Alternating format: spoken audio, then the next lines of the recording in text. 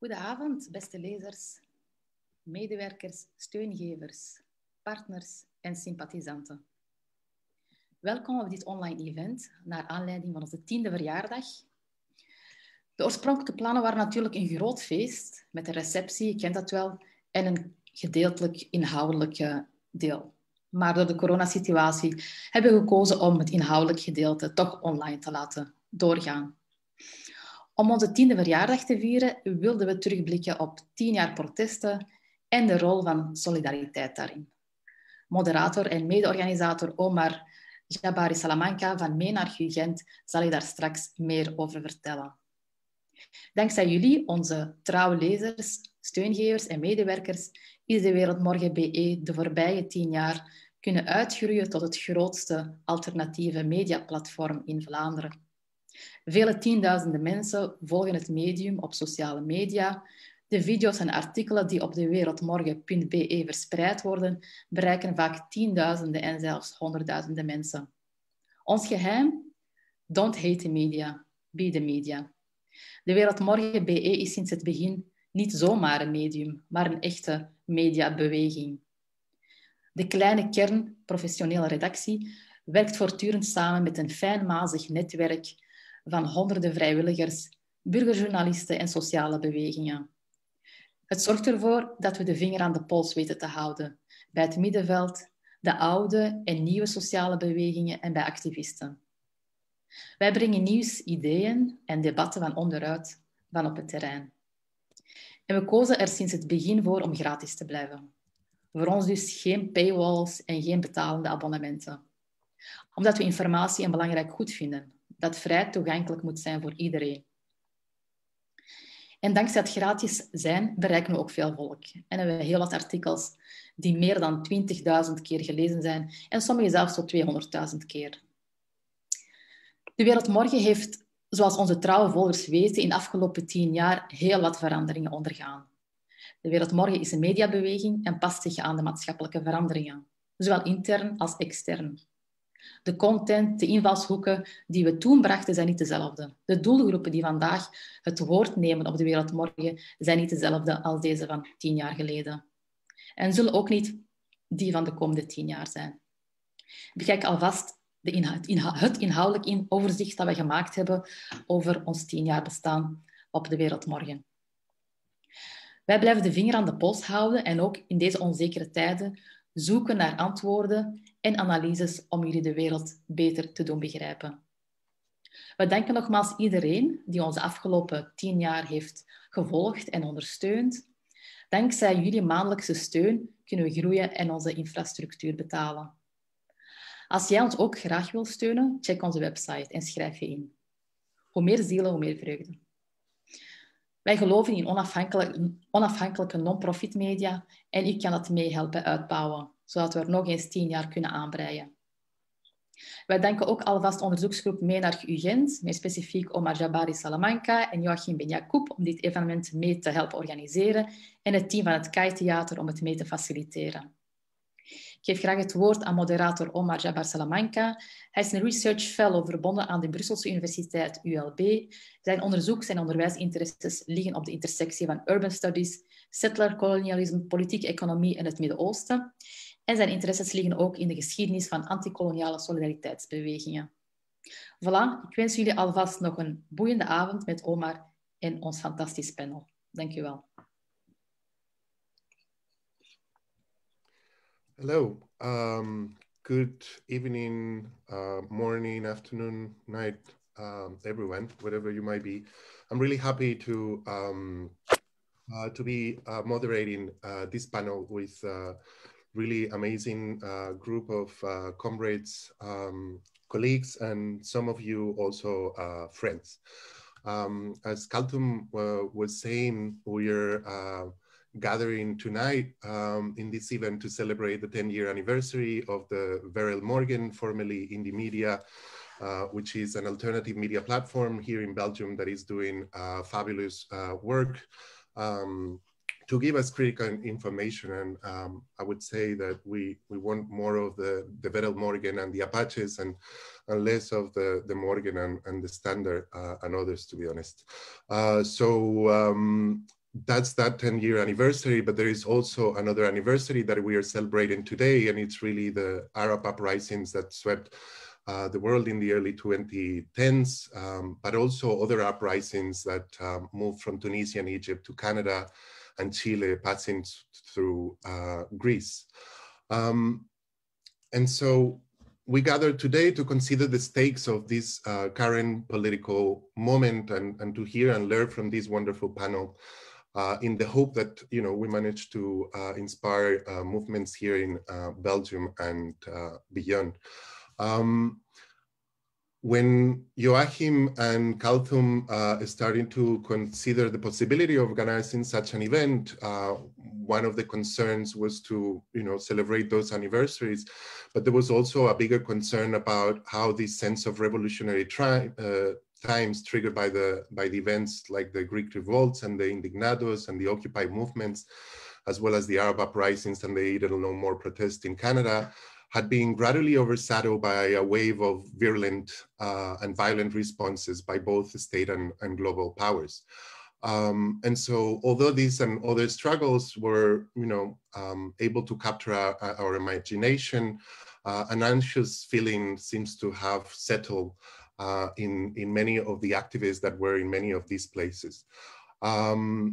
Today, 10 years later, we find ourselves in a situation where COVID is making visible a lot of the existing, you know, contradictions of capitalism and also empire.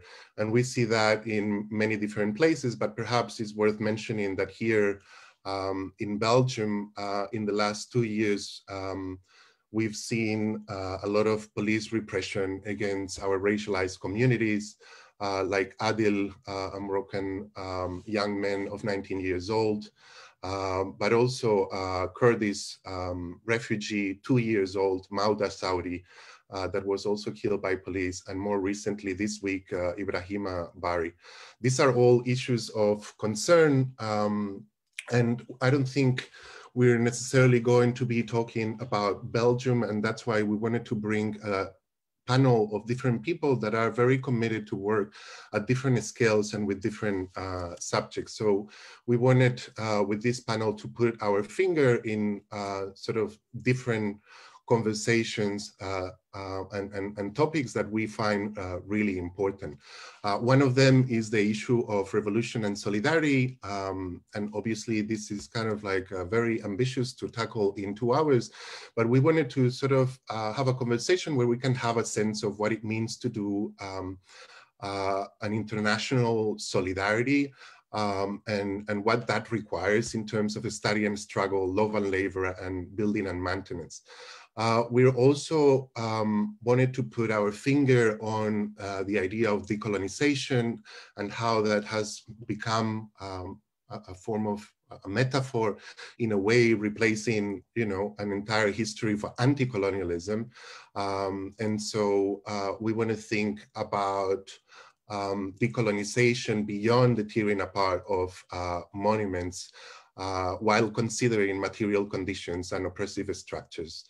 And a third point, perhaps, that we wanted to address in this evening is about the pitfalls of forms of identity politics that have been centering Blackness in this Afro-pessimism variant, leading to very unproductive and damaging splits in the movement. Now, given the short time, I just wanted to introduce this conversation by very briefly presenting our speakers. Vijay Prasad, an Indian historian, journalist, and commentator, and a Marxist intellectual. He is the executive director of the Tri-Continental, the Institute for Social Research, and the chief editor of Leftward Books, which is based in India. Miriam Aurag, a second-generation Dutch-Moroccan anthropologist and reader at the University of Westminster, and she has been a long-time activist in the anti-racist movements and trade union organizing. Annie Olaloku Teriba is an independent researcher whose main areas of research focus on the history and theology of Blackness and on the legacies of anti-colonial solidarity. And last but not least, our dear Nadia Fadil, who works as an associate professor at the University of Leuven and whose work centers on Islam in Europe and is always very engaged with the political debate here in Belgium. So, I'm going to lay out a little bit very quickly how we're going to go about tonight. We're going to offer the possibility to the speakers to introduce a little anecdote for like 2-3 minutes that connects a little bit to this moment in the early 2010s. Okay, I've been told that I need to talk a little bit slower for the closed caps. Apologies for that. So what we're going to do is to start with an anecdote. So we're going to use that as a way for the panelists to introduce themselves. And we're immediately going to jump into another block to have a sense of the struggles with which the panelists are currently engaged with. The long-term political engagements, but more specifically, what they are working on now and how the events in the early 2010s influence their work. And we will be finishing by a brief block in which we will be thinking about how to build infrastructure of solidarity in this time. So I'm going to pass the floor to Vijay, and I would like to remind you to keep it really tight in those 2-3 minutes with that anecdote. Thank you. Well, it's great to be here and nice to see you again, Omar. And well, I want to start by saying that this panel is hosted in Belgium. This coming Sunday will be the 60th anniversary of the assassination of Patrice Lumumba. We are holding a panel discussion about that to commemorate this great man and the hideous legacy of Belgian colonialism. Belgium gets a free pass in so much of our conversations, largely because we seem to forget that Belgium ruthlessly exploited the Congo and devastated the center of Africa for decades, killing half the population of the Congo in a decade, you know, a genocidal rule in the center of Africa.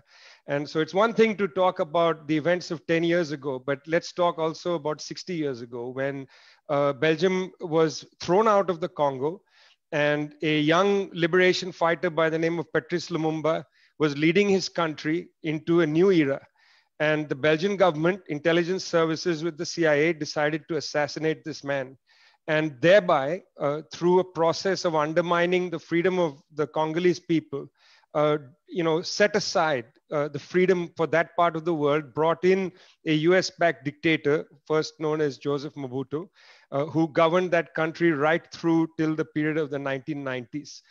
If we want to talk about Mubarak, if we want to talk about these kind of people, you can't forget Mobutu. And I'm not prepared for us to have a conversation about the Arab Spring as if it's a solitary event, because in 2010, 1 million people gathered in the streets of Bangkok as the red shirts to try to create a new society in Thailand. That was not allowed. A coup was produced in Thailand in 2014.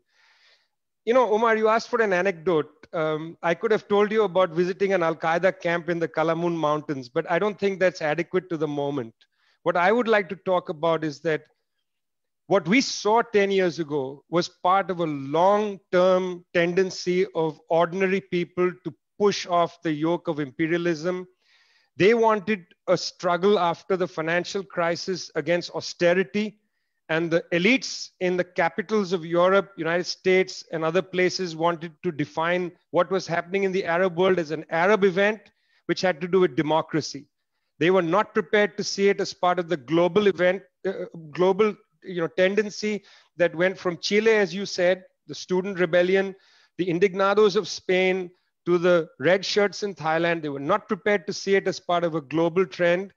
And they were not prepared to see it as part of a fight against austerity, a fight in a sense against capitalism.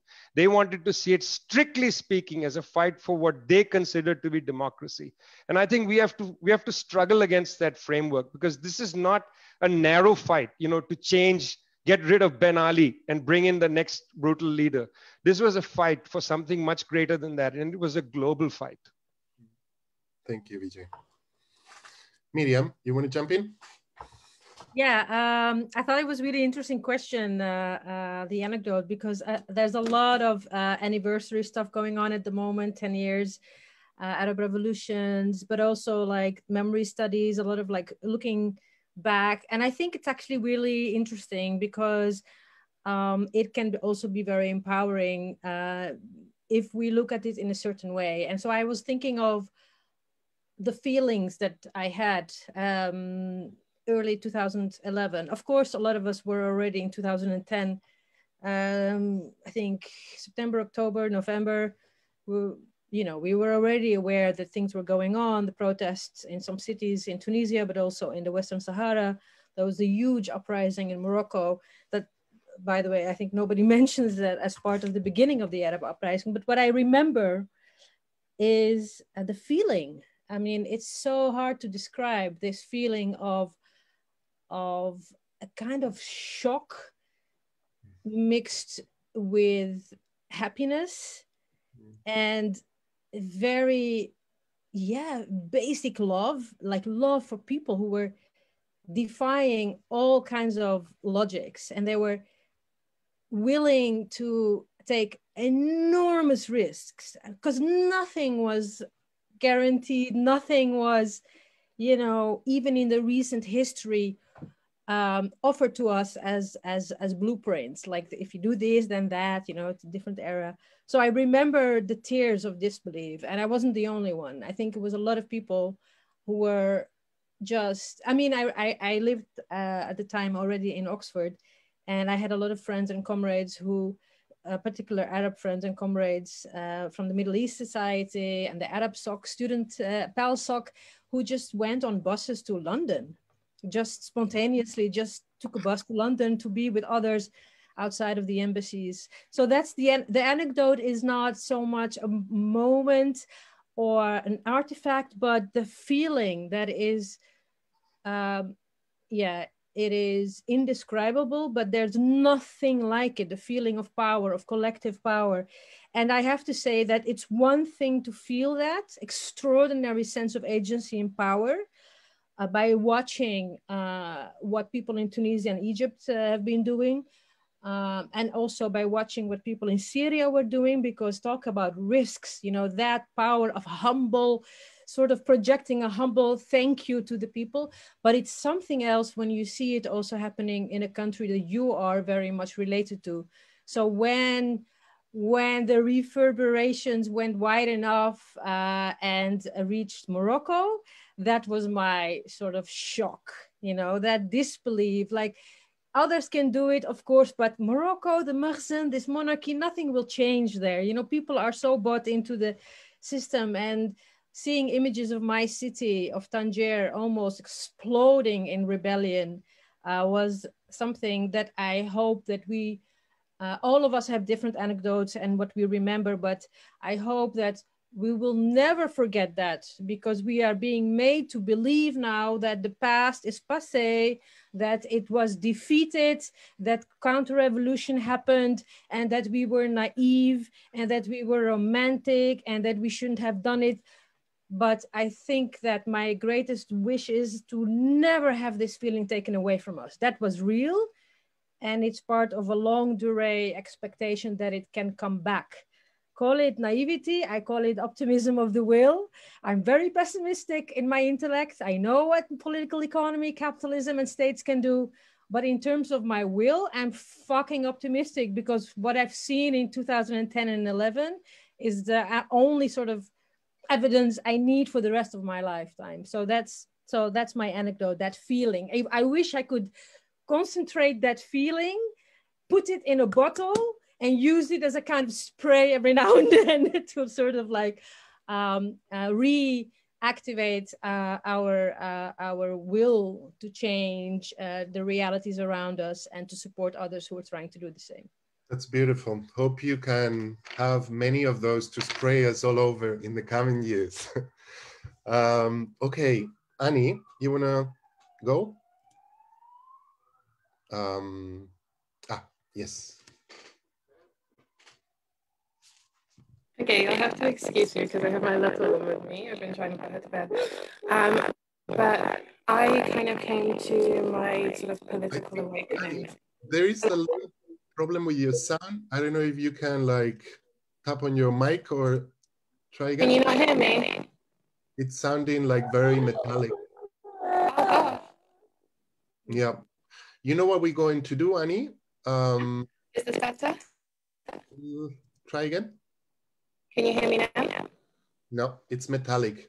Do you mind maybe leaving and relaunching, and then maybe we can go with Nadia and wait for you? No problem. Okay, thank you, Annie. Nadia? Okay. Good evening, everyone. And first, congratulations also to DeWereldMorgen for the 10 years. And inshallah, indeed, there will be more than 10 years that will follow. So, yeah, and thank you to to Vijay and Miriam also for their interventions, which are already very inspiring. And I think also already set the tone for what is to come.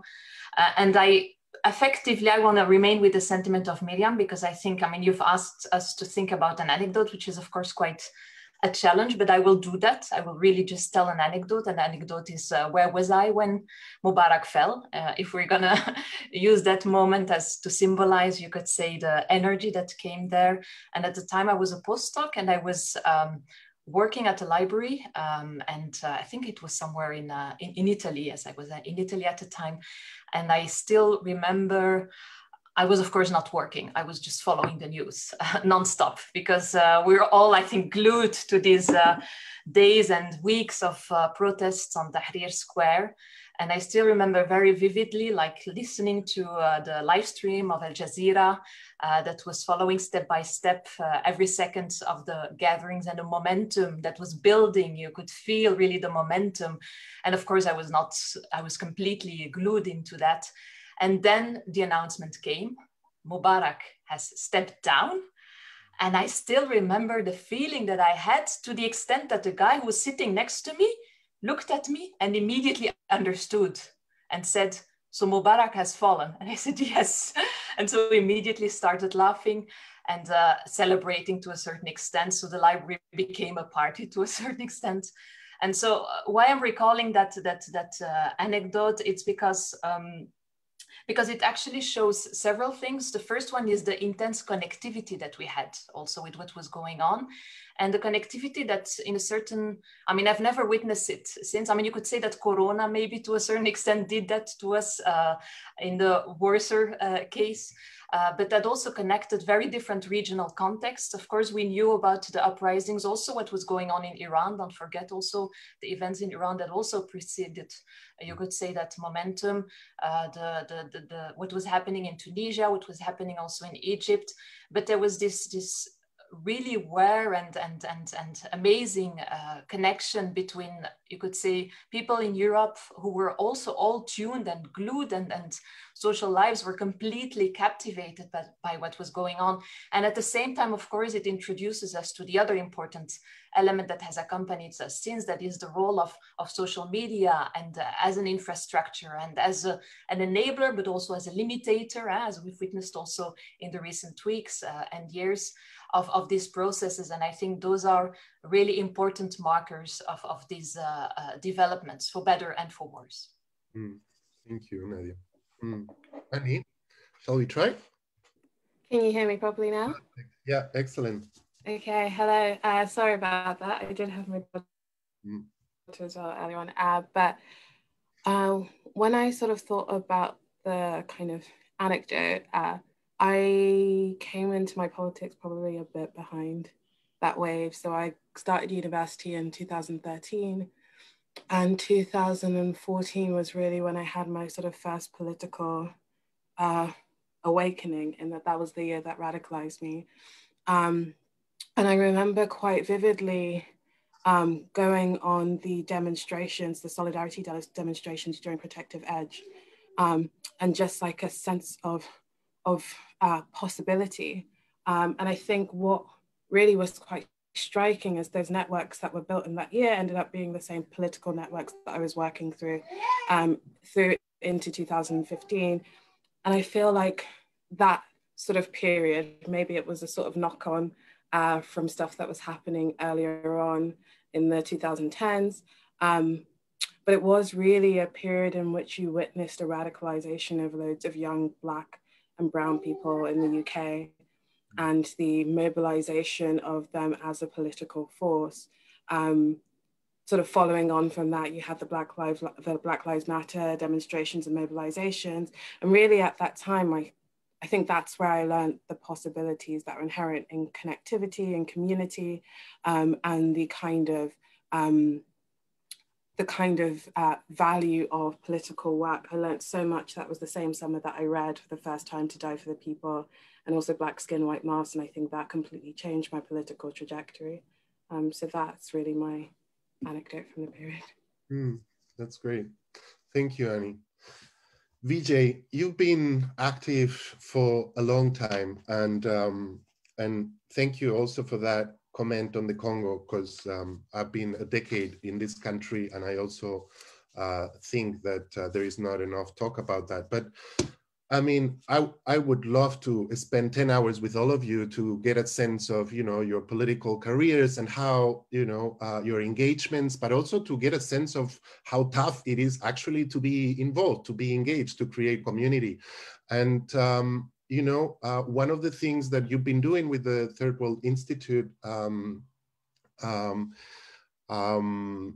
is to recover a sense of history, right? And of internationalism. And I was wondering if you can tell us a little bit about that project, because you've done all sorts of things. You've been writing amazing books, you've been doing a lot of journalism, and now it seems that you are very dedicated to this project. Why this project? Why is it important? And in what ways and how you see this last decade influencing the kind of work you've been doing? It's a great opportunity to talk about something that I believe in fundamentally.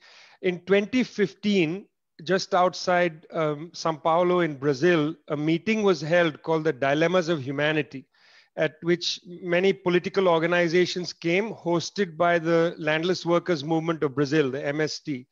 And at the meeting, it was thought fit to create some sort of research institute of political and social movements. And so, I mean, the Tri-Continental comes out of that meeting, that it was to be a research institute of political movements. So we are in a network of about 200 political organizations that are in about 100 countries, including, Mariam knows the Democratic Way in Morocco, the Workers' Party in Tunisia, the Communist Party of Nepal. We are in a process together with them. So in fact, the process that Tri-Continental is involved in is to produce research material, research quality material that lifts up, amplifies the voices of the movements, and amplifies and lifts up the attempt by the movements to create international campaigns, international platforms, and so on. I mean, essentially, we are a research institute of this internationalism that has been going for a long time and has a, sort of underneath, it doesn't come to the surface that much, Omar, because, I mean, this is not taken seriously by periodicals like The Guardian or whatever it is. These North Atlantic publications just don't seem to bother about these movements and don't give them the kind of attention that they should get. So for instance, I'll give you just an example. In India, there was a strike of 250 million workers on the 26th of November. It's the largest general strike in world history. And currently, since the 26th of November, tens of thousands of farmers have been in the middle of a revolt. Now, nobody actually goes and talks to the farmers and says, how do you understand this moment in history? What is your theory of reality and so on? They'll just ask the farmers, what are your demands? They reduce the working class and the peasantry to people who have complaints about the world. it is our role actually to go amongst the trade union movement, farmers organizations, and try to construct the world from their perspective. So we produce a lot of material which basically not only amplifies their world, world affirming statements, but we also want to amplify their worldview. You know, to put it in technical language, we are interested in lifting the epistemology up and putting it alongside, you know, bourgeois epistemologies and saying, well, let's see now how these shake up alongside each other. And so that's where we are. I mean, we're playing essentially a game, very difficult game against, you know, in the battle of ideas, because we are outflanked by academic thinking, we are outflanked by media thinking, we are outflanked by, you know, basically the ideas of the ruling class. But we are very much determined that our movements understand that the battle of ideas is as significant as any battle, and we have to wage it with whatever means we can find. And that's what Tri-Continental has been doing as a product of this network of 200 political organizations. We are very committed to the work of our organizations. We are very committed to being as sincere about the work that we do. You know, it's limited work. We haven't advanced as much as we should, but I think we're making some tiny little progress. Vijay, can you, for those that are not so familiar, maybe can you say a little bit more about how that project began, and also what is the Tri-Continental and where that comes from? Yeah, that's great. So in 1966, in Havana, Cuba, a conference was held called the Tri-Continental Conference. Now, it's important to recognize, you know, Omar, earlier you said something about decolonization. In fact, in the anti-colonial movement, they often use the term decolonization. The UN resolution from 1960-61 is the resolution on decolonization. It becomes arid later. When we talk about decolonial, it becomes about aesthetics and so on. But it had a really national liberation tenor earlier. So, you know, you go back to Brussels, 1927-28, the winter, the League Against Imperialism meeting that was held there, which, you know, we are going to celebrate its 100-year anniversary in just a few years. You go to Bandung in 1955, you go to the emergence of the non-aligned movement in 61. You know, these were essentially the new anti-colonial states with different bourgeois and proletarian orientations. You know, the states that joined the non-aligned movement in 61, they were not all left-wing states. You know, they had a different sets of orientations, but they gathered as states to create the non-aligned movement. Fidel Castro in the Cuban Revolution said, we also need to construct a movement platform, bring together the movements who are still fighting for decolonization. So like, for instance, Amilcar Cabral's PAIGC in the Guinea-Bissau in Africa, let them come. You know, let's bring the Palestinians, let's bring the Vietnamese, because they are not yet a government. And so the Tri-Continental Conference was a conference of governments and movements to establish that the decolonization process had to be driven forward. By the way, the UN resolution has a line, the process of decolonization is irresistible. It's my favorite line from any UN resolution. The process of decolonization is irresistible. It's such a poetic line. When we created the institute in after 2015, after the Dilemmas of Humanity meeting, we wanted to refer back to that heritage of the Tri-Continental. So our institute is called Tri-Continental Institute of Social Research. The second part of the name comes from the Frankfurt School, because that starts in the context of the rise of fascism and how should Marxists understand fascism. So we wanted to bring that level of interrogation of the rise of fascism in line with our history of national liberation Marxism. That's the name of the institute.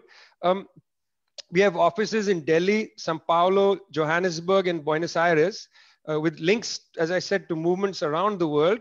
And, you know, again, we struggle because we are an arm of the movements. We struggle to develop internationalism. Internationalism is not a feeling, it's a process. It's not, you can't just be an internationalist. Then I don't know how you can just be international, you know. It's a process. It's building trust among movements. It's understanding that we don't want to create one vision of the world, because different countries, different movements have an orientation to reality that's slightly different than others. But we want to create some understanding of our differences. In my opinion, internationalism, Omar, is not unanimity. International means you understand the differences between each other. We understand our tempos, our limitations, where we are in the struggle, what we are capable of. In other words, internationalism is a political form of empathy. That's what it is, that movements have to understand each other. And we play a role in trying to, small, very minor role in trying to inculcate empathy by lifting up each other's movements, by making it clear to each other that this is what people are doing practically. In Kerala, this is what people are doing. A 21-year-old has become the mayor of the largest city in Kerala, Trivandrum, Arya Rajendran. I mean, she is an incredible young woman. She is a communist mayor of the largest city in Kerala. Why is this not front page news around the world? It's front page news for us. And we'd like to tell our movements in South America, in the Arabic speaking lands, this is how they did it. Arya Rajendran went door to door during COVID because she was asking people, what do you need, as part of a mass movement? And then people said, we want to elect these young people, not because of their ideas. You see, it's because of what they did every day. They went door to door and said, how can we help you? Nobody wins in history because they have the best ideas. If that was the case, professors would be ruling the world. They don't win because they have the best ideas. They win because they are able to capture the hearts and minds of people. They are able to come in and say, we have practical solutions to your problems. But we also have an understanding that some of your problems cannot be solved in this dispensation. We need to go beyond this. If you don't lift up people's hearts and hold their hands, you can't do politics. Thanks, Vijay. I hope that we can help to organize that 1927th anniversary of the Anti-Imperialism League here in Brussels when the time comes. And, connecting to what you were saying, Miriam, you've been engaged politically with so many struggles, from Palestine to the Reef and unions, and what Vijay is saying, that work of being in solidarity and what it means in terms of political empathy and lifting each other's up. And you've been, witnessed and experienced some of unproductive, to say the least, divisions in this current political moment, right? And you've seen that in Holland, we see in many places, and I think in part because there is this issues of translation, not only a lack of understanding of what political work means, but also some sort of untranslated, unadulterated, you take an idea and you copy it here and you paste it there. And so I was wondering if you can talk about that through your experience of how, those unproductive politics manifest in the split of communities like Black and Arab communities in Holland or here in Belgium. Oh, you're so polite. We're so diplomatic. Yeah, there are shit developments in the movement as well. I mean, we just need to, call a spade a spade. It's not, radical movements, they're not linear experiences. There are ups and downs, but there are also different temporalities and, of course, a context that shapes certain aspects in sometimes and not in other times. So that's why I think the question also on memory is so important, because before I go into the sort of depressing examples of the stuff I've observed and witnessed myself, I've been on the receiving end of the most sectarian, strange type of discourse in the movements, whether it's labeling of certain people as non-Black people of color who shouldn't talk about certain struggles, or I don't know. I mean, there's different things, but on a sort of first on a sort of meta level, on a sort of general assessment, I think we need to understand that this is partly a reflection of the rotten times we're in itself. So this is a very rotten time. I mean, you only have to look at the news and see the blatant. I mean, it's just so blatant when you look at the implications and consequences, for instance, of the COVID pandemic, what it does to poor people and people of color generally, the shamelessness of the exploitation. I mean, I live in the UK at the moment, and just the I mean, I'm sure all of you have examples, you know, whether Modi or Trump or whatever, but just shamelessness of it. Of course, that produces also really rotten expressions in very different aspects in everyday life, including in the movement. We are not immune. Like the weather, in a way, we can have umbrellas and we can have all kinds of capuchons and whatever. But if you don't have those protective tools, then you will not be immune. And what are those protective tools? I think that on the one hand, the lack of a sort of intergenerational understanding of what radical politics means and is. And I think that's why it's so good that you asked Vijay to explain what is actually Tri-Continental. A lot of people don't know, because these historical umbilical cords between oppressed peoples and working class peoples and struggles have been deliberately cut. There is something called a capitalist hegemony that has tried since our first years in school, all throughout universities. All of us who have been reading alternative stuff, we are exceptions. The rule is that we are not supposed to remember the radical past, and that we are supposed to think of Tri-Continental as some kind of pasta of 3 different colors. Like, what do you mean? Tri-Continental what? Bolognese or what? You know, like, we're not supposed to have a reflex where we think like, oh, wow, you know, the reflex that I was trying to give you in my anecdote. We're not supposed to feel goosebumps. We're not supposed to feel heart palpitations, like, oh my God, that moment when we came together and were imagining, but also practicing, maybe only very briefly, what it means to actually be on the winning side and change history. So on the one hand, there is that meta problem of us not having those tools, like the umbrellas and the jackets, etc., that can make us immune or protect us against this violent, hegemonic, polluted rain that is dividing us and creating all these weird identity politics that is not about emancipation, but about competition, is because of the break in historical experiences. And the other problem, I think, is the intergenerational break. So my memory also, one of my most interesting memories in my life as an activist, and I'm sure, I think all of us have these experiences. I'm sure like Annie has, and Nadia, and you, Omar, and Vijay himself as well, is when you meet older activists. And so my memory of the few times I've met like older activists who have experienced and led and shaped the movements in the 60s and 70s. First of all, the immediate humbleness you feel, like, whoa, you thought you knew everything? You thought you had already all the answers, that you were woke and that you were only there to give answers and not ask questions?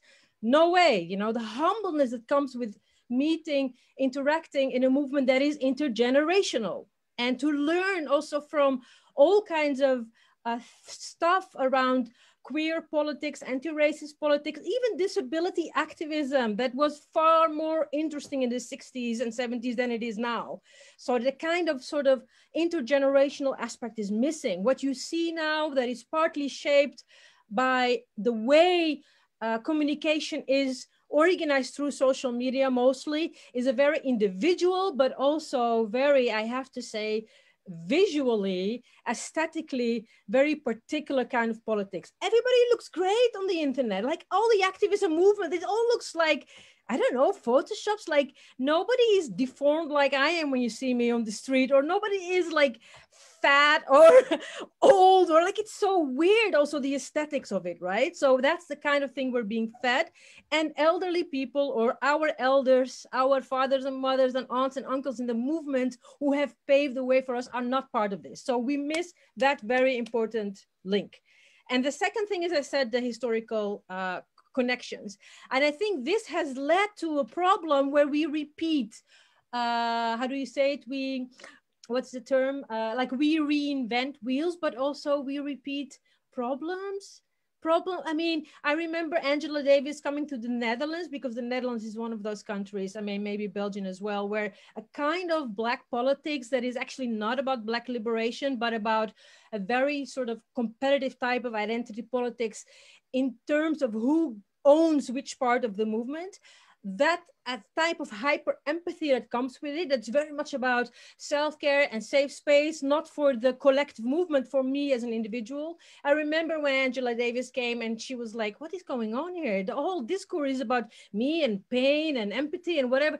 Do you do anything around BDS? Have you been organizing solidarity for other movements? Like, do you think outside your own box? And I remember she said something very important. She said, do you know that when you strip all these fancy words, in essence, a lot of the things you're actually debating about is stuff we've been doing in the 60s. Back then it was called Black nationalism. Back then it was called chauvinism. It's not a new thing what you're going through. So I think those examples tell us there's something about repeating the mistakes of the history, and there's something about realizing that that is partly due to the fact that we have been disconnected to that very part of the radical history. And I think our task is to bring that back. And that's why I like the fact that you're organizing this, not as a passive nostalgia, 10 years, but as an active nostalgia, 10 years. Wow, how long, like Nadia said, 10 more years. Great. Thank you, Miriam. Okay, Annie. So, continuing with this idea of the intergenerational and the history, you yourself have been doing a lot of work, and I've followed some of your online work and discussions that you've been having to sort of like go back to the history and theory of Blackness and the legacies of anti-colonial solidarity. And I was wondering if you can talk a little bit about that. But before that, I wanted to make a bracket and invite the audience to begin asking questions on the Facebook page online, which will be taken. And then in the last 15, hopefully 20 minutes of the conversation, we will be posing those questions to our panelists. Annie, please. Thank you. I definitely sort of resonate with Miriam's experience of having been so lucky as to share space with so many elders and just use the way in which that sort of changed my political orientation.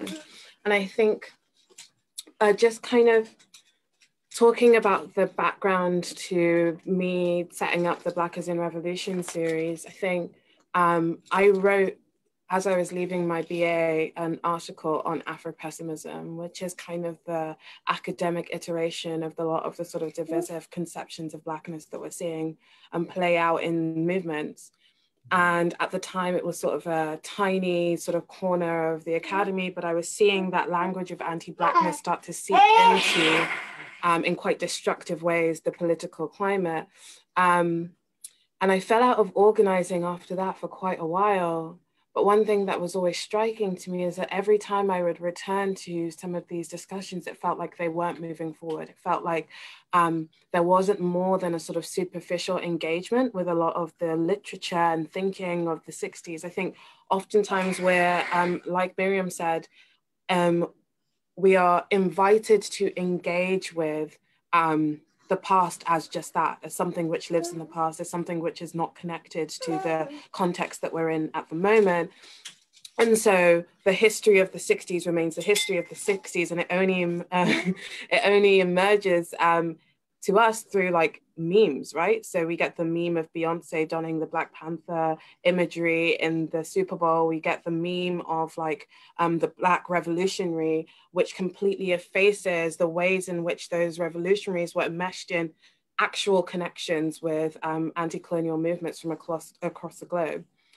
And so this summer, as the Black Lives Matter movement was happening following the death or the murder of George Floyd, I saw some of these conversations resurfacing, and I was having these conversations in private with comrades, and I just thought there are not really that many spaces that speak to my sort of generation, which actually unpack some of these sort of critical concepts in ways that are more than superficial. And so I got a Zoom call together and like set it up. I wasn't expecting it to sort of get the kind of reception that it did.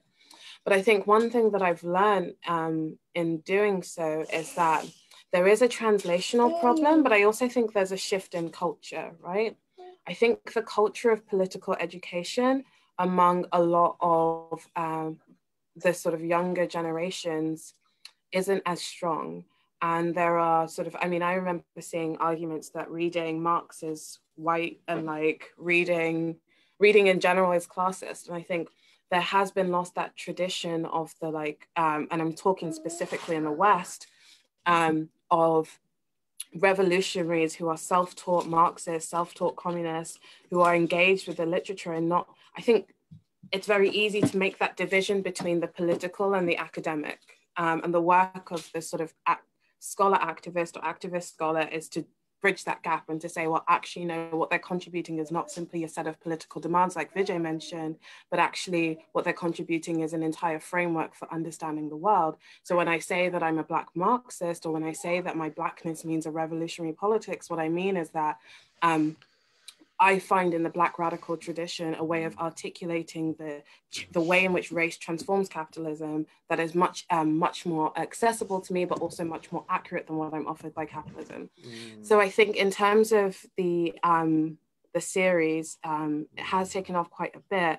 And I think that that is as a result of the fact that after after a few years of quite intractable, like vitriolic debates and political maneuvering around identity politics, I think we're at a turning point where people want something different, where people want something more, where people actually want to sort of go back and understand how that period shaped the world that we live in today.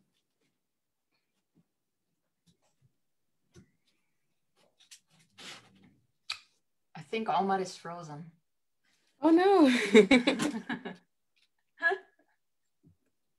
I would say one more thing actually, just before Martin freezes. So I remember back in 2015 while I was writing my finals, I went to this conference called Whatever Happened to the Word Imperialism. And I think Vijay was, it's my daughter pulling me, but Vijay was doing the keynote at that conference. And I remember actually the fact that while I was doing my undergrad in my international relations paper, there was not a single mention of the word imperialism. And so much of the language of that historical period and so much of the language and knowledge that was contributed by those revolutionaries are completely absent from the education that people get today. And so if anything, my kind of main call to action after things like this is always to try to reinvigorate that culture of political education, to recognize that a lot of the young people that exist at the moment don't have those shorthands that we do from engaging with those literatures and engaging with those histories. And so it is a case of building from the ground up. Omar, are you back? Yeah, I'm back. I lost you for 4 minutes. Sorry about that. But I think I took away a couple notes, and I think that, you know, that also resonates with the work I think that Nadia has been doing. No, I keep on thinking, you know, not only about the Black radical tradition, but you know, and you were saying that, you know, younger generations are not as well trained, but I'm also thinking about, in spite of how much gets written and how much gets said, there are things that continue to be reproduced, right? And there is never a good way of bringing up, I don't know, a conversation about race. Neither if you do it in a humorous way, neither if you do it in a, you know, in a friendly way. There's just no a good way of talking about certain things, right? And in that sense, I think that what I love about the work that Nadia has been doing here in Belgium is, you know, commit herself to try to disentangle the politics of Islamophobia that are so horrific, not only in this country, but many other places. And I wanted to ask Nadia, not only about that work, but specifically about something that you've been engaged recently with, you know, the children of the caliphate, right? And I don't know if you wanted to talk a little bit about that for us here in terms of, you know, solidarity and the failures of solidarity. Yeah, so yeah, absolutely. No, I think I first want to second everything that has been said. I mean, this is really brilliant and great. And I think these intergenerational scissions, you could say, that are being, that we are witnessing are on the one hand enabled and facilitated, of course, by the emergence of new technologies that have produced new voices. But I think that's exactly also how the system works. I mean, just recently we've witnessed how the Flemish government has decided to stop and end the subsidies of an institution of minority organizations that have been there for 20 years. And this is also a way, this is how you actually enable or disable the possibility of producing that intergenerational continuity, the possibility of building cultural archives, of being able to transmit experiences are continuously being interrupted, right? Because of this neoliberal idea of newness, flexibility, reorientation, adaptation, and so on and so forth. And I think that that's a very vicious trend that is at the heart also of neoliberal capitalism, and upon which you could say players and agents are being instrumentalized. So that's how I would also read the role that these newer generation of activism are also being positioned in. But to come back to your question, Omar, yes, indeed. So for the last 10 years, I mean, I think my research focus has very much, you could say, been in symbiosis, unfortunately, with the developments and the structural developments around issues of Muslims in Europe, a theme on which I've been working for more than 20 years now.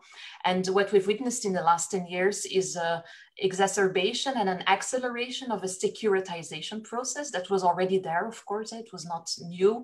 9/11 was an important, you could say, moment and seizure in that regard. But over the last 10 years, we've witnessed really an important acceleration of that.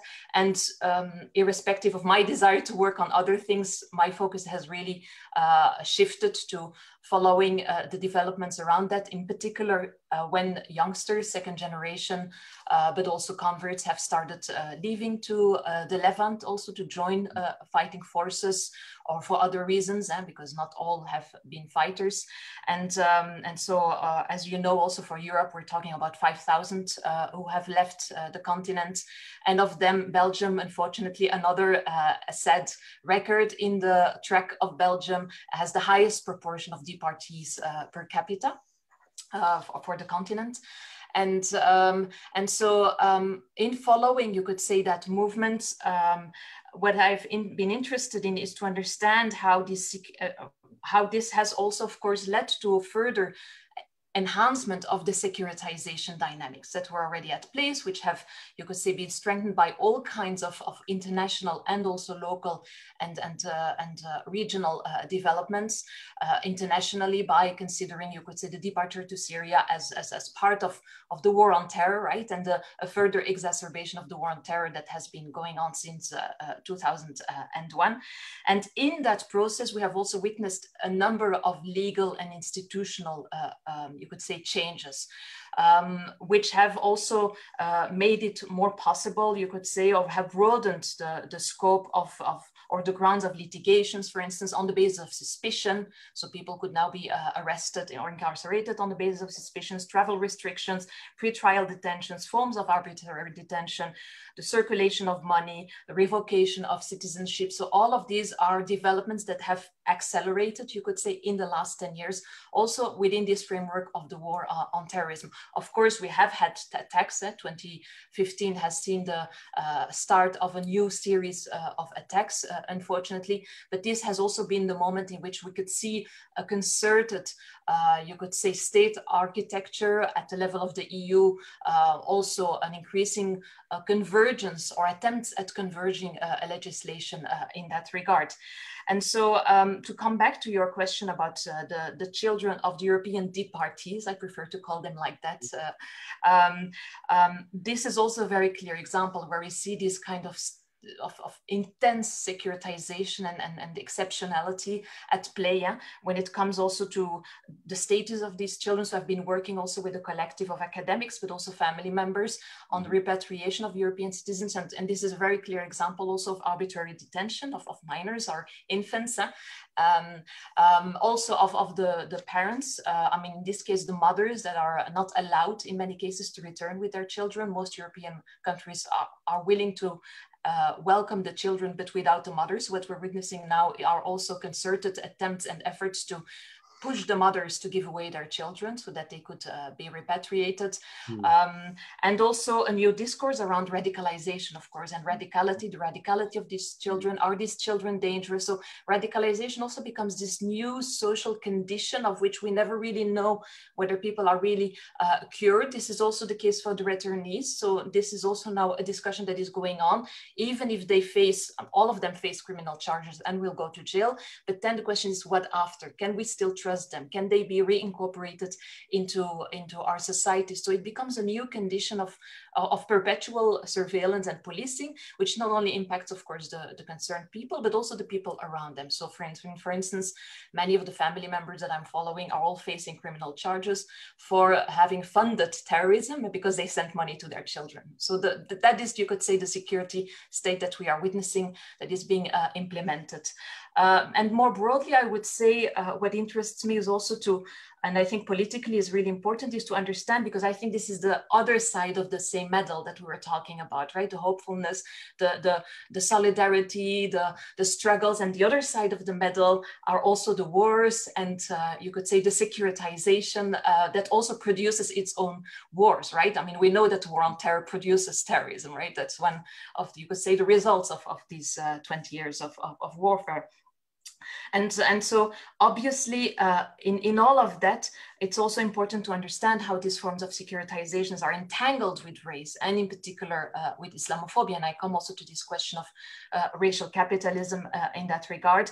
And so I think one of the challenges is not to understand Islamophobia simply as anti-Muslim hatred, but to understand the technology and the function that it fulfills in the regulation of populations, right? Through the Muslim figure, right? And by regulating Muslim agency. And I think Prevent is one of the obvious examples, right? And the CEVE policies and how they have also, you could say, disciplined to a certain extent various social spheres, whether it's healthcare, academia, and so on and so forth.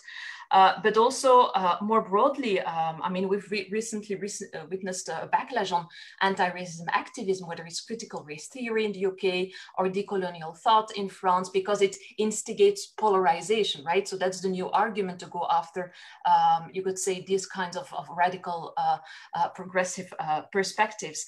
And also in France, we have also seen new attempts at securitizing, you could say, the law on separatism, or the new security law that has broader effects, right? So it starts with Islam, but it extends to broader realms of society. And I think one of the things I've been baffled over in the last 20 years is the complete, I wouldn't say absence, but puzzlement of the left around these issues, whether because of reasons of division around religion and secularism, or because of Islamophobia, internalized Islamophobia, or because of the situation in Syria. People don't know how to position themselves vis-a-vis that. So the complete incapacity to see the bigger picture. And so I think that's also one of the main challenges that we have in the years to come, to really understand what is happening now, not simply as something as bullying Muslims, but as part of a broader systemic change. That's amazing. Thanks, Nadia. Okay, so I wanted you to think a little bit in the sort of space we have left about two questions. Again, I wanted to emphasize that viewers can ask questions on the chat, and we will bring them to the panel.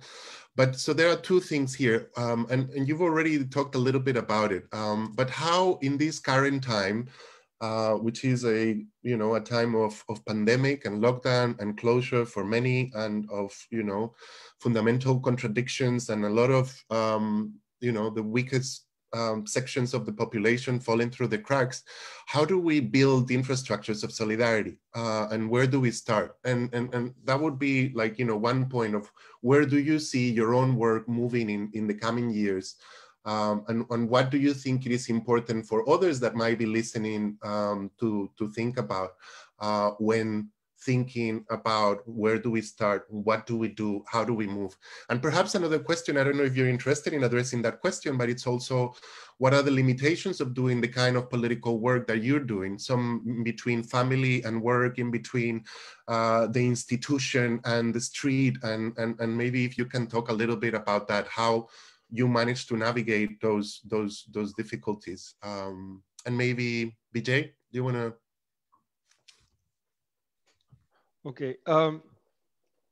Well, there's a lot to say. I mean, I was listening closely to what Nadia was saying earlier about, the things that come in the way of solidarity, and maybe an assessment of Islamophobia or anxieties about putting it at the center. People say we should have unities and whatever. The things that come in the way of solidarity are quite immense and important. It obviously takes a huge effort. And I said earlier that that building internationalism is building trust among people who, they didn't come up together. They have different assessments of the world. They may see things quite differently, and I don't just mean politically. I mean, in fact, culturally. The greatest impediment to solidarity is culture.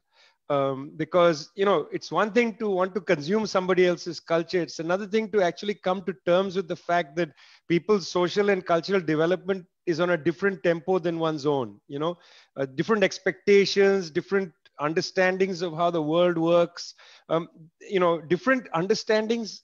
It's not about just translating language. I'll just give you an example. Omar, you are a multilingual person. You have Spanish, Arab, whatever, multilingual.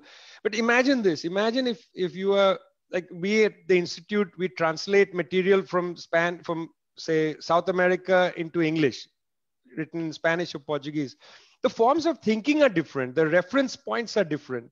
The arguments sometimes are differently made. There's sometimes some cultural traditions, you say the point and then you explain.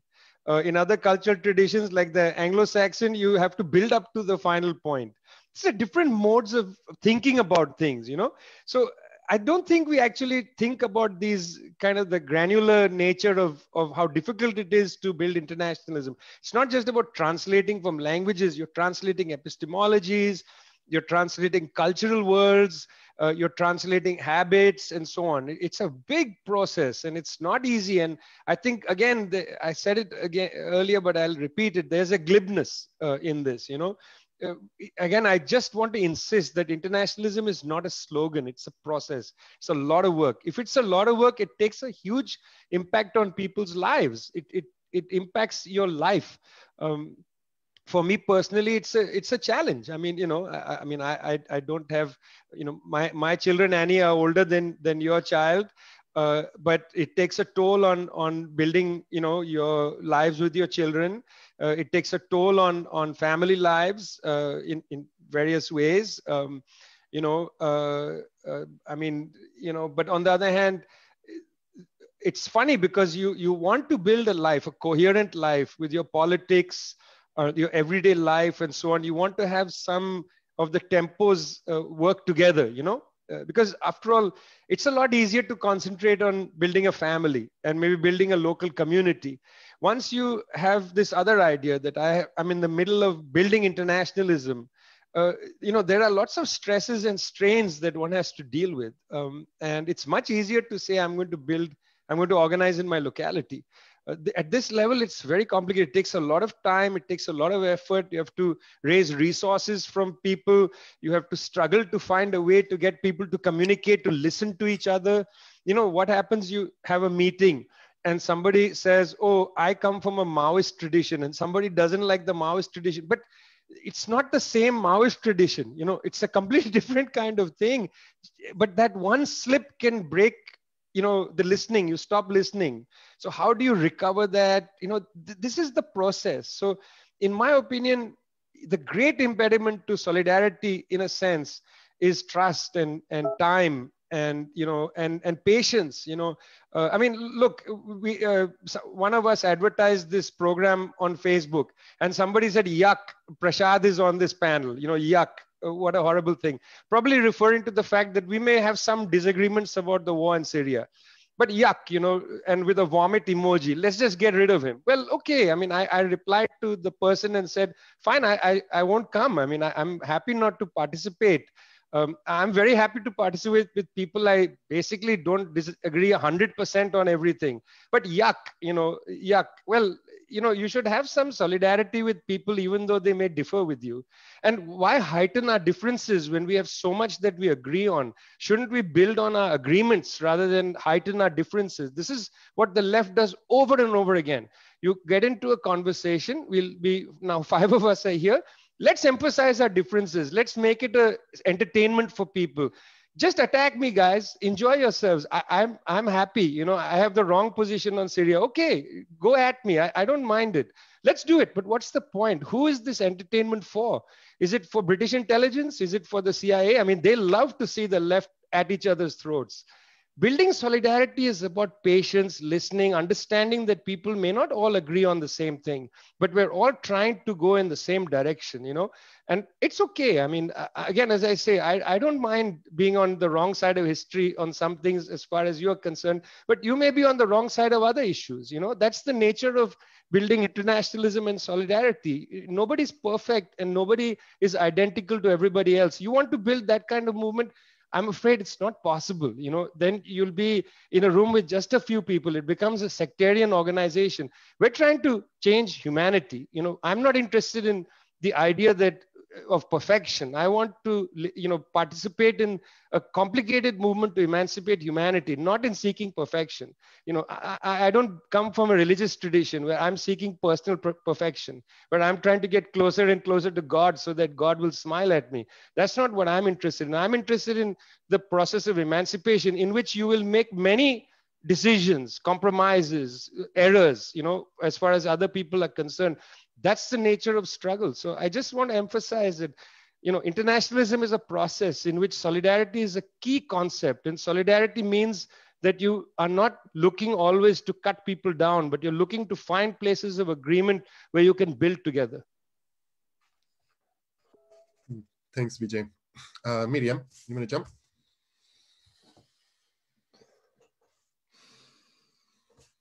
Mike.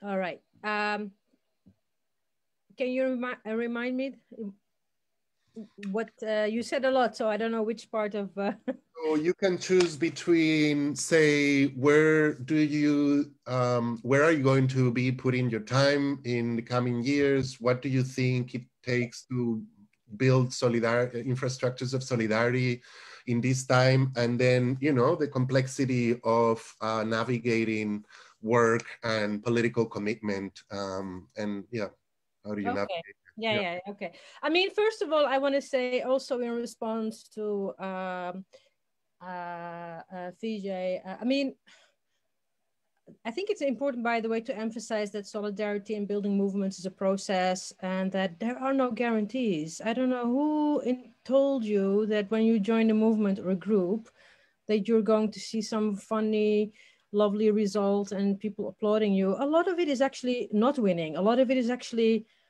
endurance and just continuing and preventing from full closure. I mean, some generations had to just keep their heads down in order for us to be able to keep to raise our heads. I mean, I think there's also sometimes a misunderstanding of what activism is or solidarity. Like, they're buzzwords that are supposed to be. I think I like that reference that Annie made about like what's Beyonce, but you see it also with Colin Kaepernick, and there's this kind of ambiance around it that it's all quite cool. A lot of it is actually the granular, as Vijay said, is hard work that's never actually acknowledged, is never seen, is invisible, is backstage. What we see is the tip of the iceberg, front stage, right? So I think, first of all, what I would like to see is a bit more, not just the modesty, because that could be also moralist, that you're just always modest about the elderly. No, but a kind of like healthy, as I said, not a healthy skepticism in the liberal sense, but in the Gramscian sense, the kind of pessimism of the intellect, because you know how shit it is and how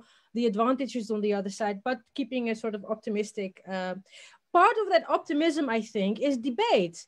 I mean, I also disagree about Syria with a lot of comrades, and I don't think that we should avoid this disagreement.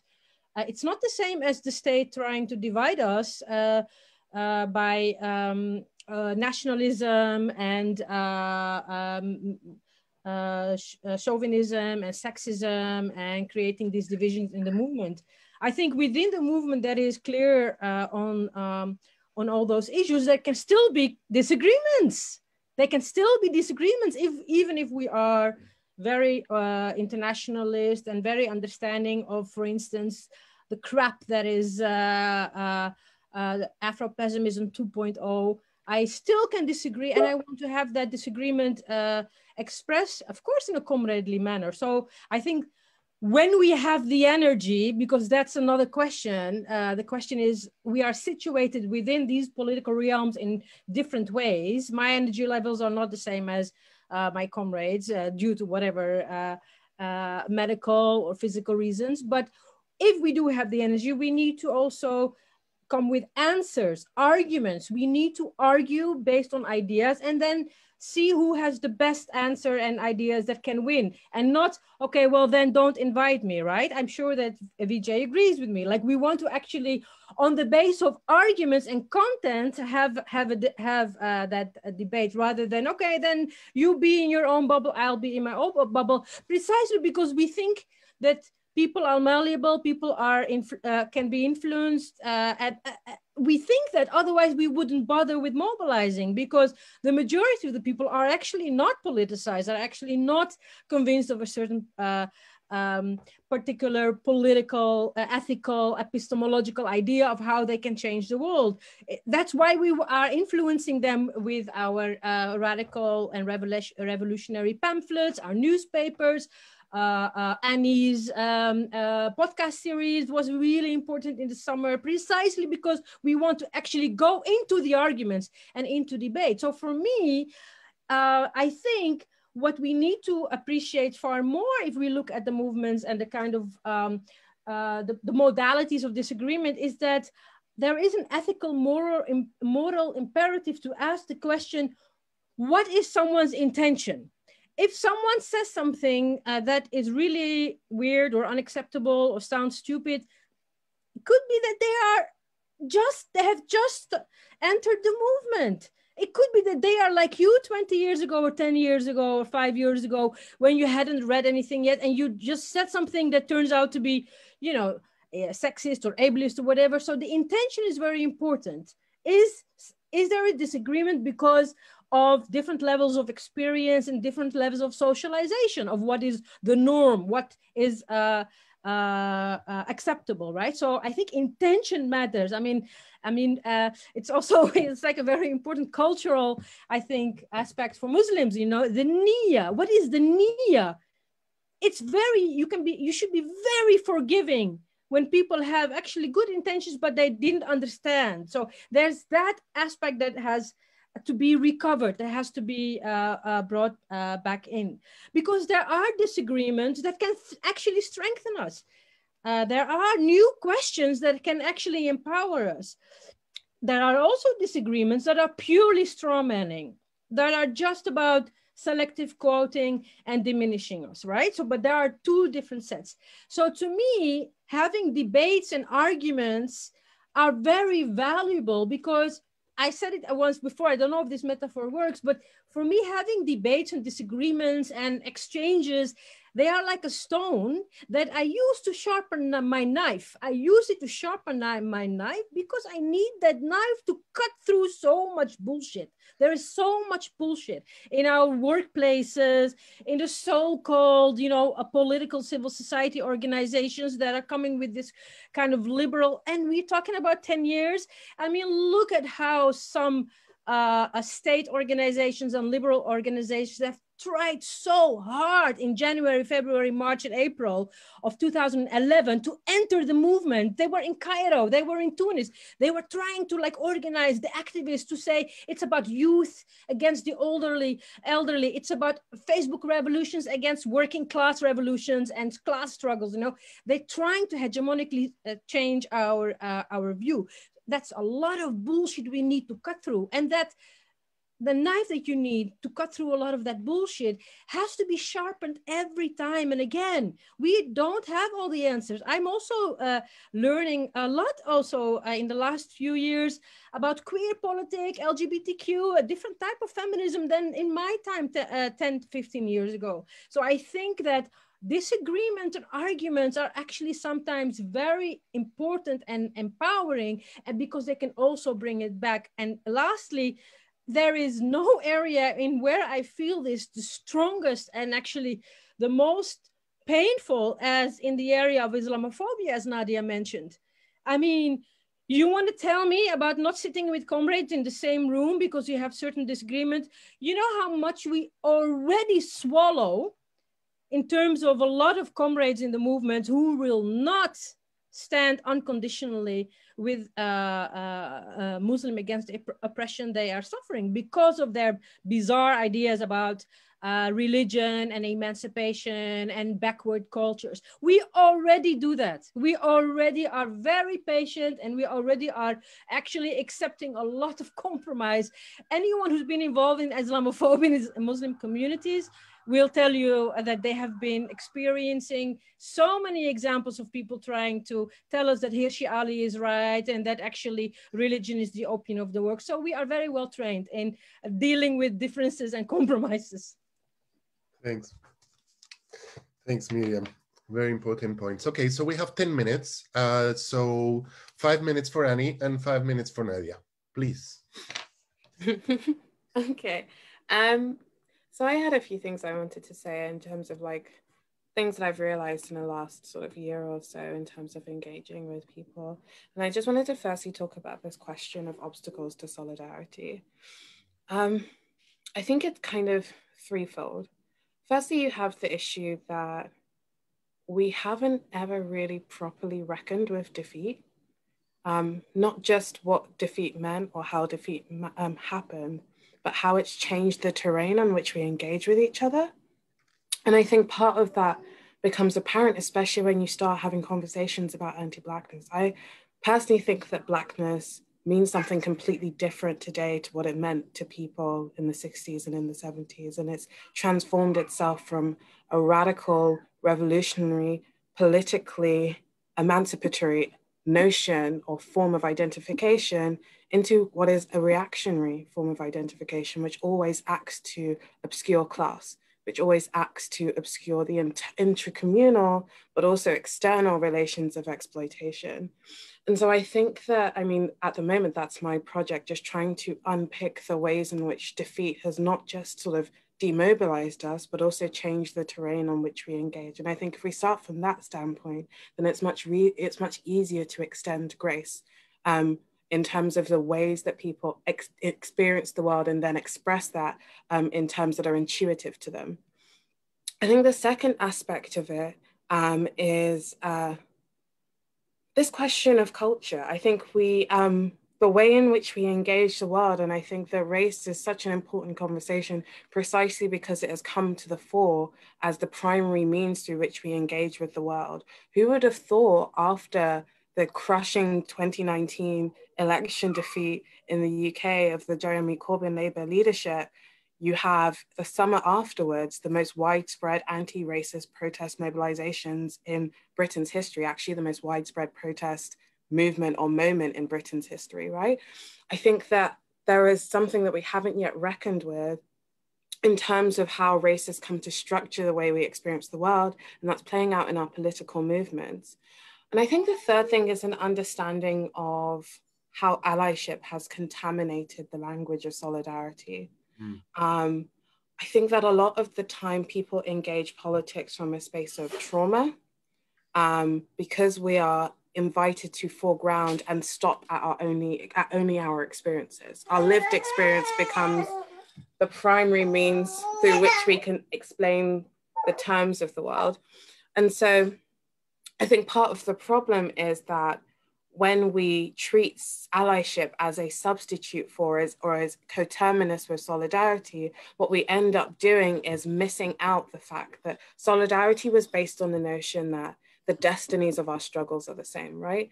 Because we are engaged in a singular struggle, a single structure of domination, which has all of these different facets that manifest differently in different localities, whereas now we're invited to think of them as separate struggles. And we're actually invited to be proprietary over the very same structures which dominate us. So we're invited to police the boundaries of Blackness. We're invited to police the boundaries of womanhood. And I think that has manifested itself in some of the most reactionary strains that we're seeing at the moment. And I just wanted to also think about like how, even in terms of the way or the terrain, the way that the terrain in which we're organizing has changed. I mean, I have been an independent researcher since I graduated in 2016. And since that time, I've been working like a normal day job. I'm just now beginning to try to get back into the academy, but I do think there is something about how work, the changing nature of work has stood in the way of us being able to dedicate the time and energy that is necessary to build the kind of movements that we need to build. I think that it's quite telling. I remember listening to a Kwame Ture lecture or speech from like the late, I think it was like the late 70s, where he's talking about how there's a difference between organization and mobilization. I think we're in a moment where we're very good at mobilization because we have flashes of energy, right? But the kind of long-term sustained work that it requires to build an organization, to build a movement, we don't yet have that. And so I think that like in these kinds of conversations, that's kind of what we need to foreground and what kind of institutions would look like. I mean, in the UK, the Black Lives Matter UK organization got 1.2 million pounds in funding. Sorry, Emma, one sec. 1.2 million pounds in donations last summer. And to be fair, if you ask anybody in the UK what they would do with 1.2 million pounds to be able to actively fight and effectively fight against the state, they wouldn't know where to begin with building these institutions because we haven't had them for so long. The left in the UK has collapsed. It's a husk of itself. We've not had the funding to be able to do the kinds of things we want. So I think we have to be a bit more imaginative in terms of what we want and what that would look like. Okay, I'll leave it there. Thanks, Annie. Nadia. Okay, thank you. 5 minutes, and I'm gonna try to be slower. Sorry for the previous intervention. So I think, yeah, I mean, I think I very much agree with what has been said, and also, I mean, I think the challenge is always, especially for a progressive movement and for a movement that wants, you could say, radical change in that regard. It's to understand, on the one hand, how things are connected without disregarding the specificity of each struggle. And I think that's where it's always a very difficult balance to strike. So I think that's where often we get caught, right, between the specificity and the generality, and the need to connect and the need to create alliances and to build alliances. But I think there again, it very much again also depends of the case and the sphere that you're entering into. I mean, I've made the deliberate choice, the choice to be to work around issues that revolve around the state of exception. And one of the outstanding questions that interests me is to understand what kind of solidarity, if you want to use that term. I wouldn't even use the term solidarity, but maybe to a certain extent with the families, but what kind of sociability? I'm not even that ambitious to talk about solidarity, just what kind of existence is possible, whether we're talking about undocumented workers, but also in that case, the enemies of the state, in this case, the figure of the terrorist that today embodies this imaginary of the enemy of the state, and that often also slips, I'm also talking against quicker, I'm going to slow down, that slips into, you could say, communities that could be suspected of breeding terrorists. And that's how contemporary forms of racialization and of policing and of regulating populations is occurring. And I think if you're in that realm, you cannot afford yourself to be, you could say, to make sweep statements. Because if you do that, you have the state on your back. You're being incarcerated, you're being arrested, right? You are seen as a terrorism supporter and as a terrorism defender. I mean, those are really the risks that you're encountering, whether it is as an activist or as a scholar even. I mean, we as scholars are still a bit protected by our academic freedom to investigate. But even then, the university is increasingly under pressure, and university is not, you could say, completely protected from the possibility. I mean, look at what happened. I mean, in various, I mean, there were so many examples we can give, whether it's Turkey or Hungary, but also outside of the European continent, or even France. I mean, just what is going on in France now in terms of backlash on academics working on race and these questions. And so, let alone if you work on these issues, then you cannot afford yourself. I mean, one of the projects I've been working on and with is a theater group around a guy who was convicted and accused of terrorism and convicted to 12 years of imprisonment, who claims his innocence, Ali Aras, and he is now being released after 12 years, and so he claims and the cases are against him. The legal case against him is very, very weak. So and so what was really interesting to observe is the kind of rigor in preparing the case, in preparing the piece of everything had to be double checked, because there could not be one mistake in the whole process, right? So this kind of rigor in putting, you could say, even a piece of theater together, because it had to stand the test, not just of critical investigation, but of state investigation, right? In that regard. And I think when you are in that realm, it's not, I think, a coincidence that people often mobilize around figures rather than overall groups, right? Around specific people rather than a category as a whole. Of course, you are mindful and aware of the structural features. But when you are very concretely organizing, you're organizing with people who are facing very serious charges, in which you could also be, you could say, swallowed if you are not very careful and very rigorous. And the whole process there is a very modest one. It's a process of rehumanizing. It's not even a process of changing the world. It's a process of rehumanizing people who have been expelled from that category of the human. And so that's why I think, because I say that because I've seen that several colleagues, I mean, and also activists, or one of the remarks was also, well, it's not radical enough, it's not structural enough, it should go further in its critiques. Well, you're really playing with, I mean, you're facing possible criminal charges, right? So that's the risk that you're encountering. And I think that's why it's very important also in building alliances and in building solidarity networks to be very aware of where everybody stands and what everybody can do. Well, thank you so much, dears. Thank you, Vijay, Miriam, Annie, and Nadia. We all wish, not only myself, but I think I talk on behalf of everybody else, we all wish to have had you here in the flesh, to have a drink and dinner, and to also expand this conversation. But we're sure we will be able to continue this conversation in the near future. We also wanted to say happy birthday to DeWereldMorgen, to thank the Kai Theater and all the team, and also Daniel, who is doing the caps here in the shadows, and also thank you to Kaltum Joachim and the Middle East and North Africa Research Group. Really hope to see you very soon. Thank you for sharing so much, your time and your ideas and your experience, and we'll see you very soon. Thank you. Thank you. Bye.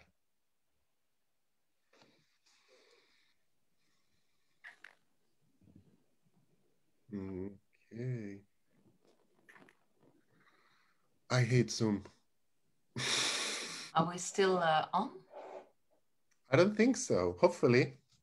It's still recording. Well.